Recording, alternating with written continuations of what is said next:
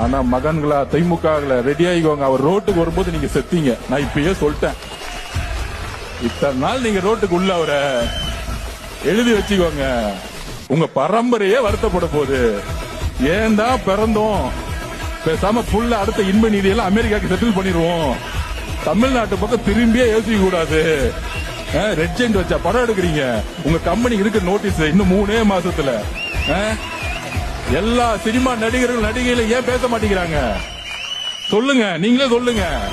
2021க்கு முன்னாடி red ஜெயின்ங்கிற company எத்தனை படம் எடுத்துச்சு? இன்னைக்கு 1000 கோடி படத்தை வச்சு எல்லா படமும் எடுக்கிறாங்க. எந்த பணம்? ஊழல் பணம். அது யாரு? நம்ம கமலஹாசன் அவர்கள் ப்ரொடியூசரா. மாற்றத்தை உடைச்சி, டிவியை உடைச்சி, ஊழலை உடைச்சி, கடைசியில ரெட் ஜெயின்ல ப்ரொடியூசர் ஆயிட்டார்.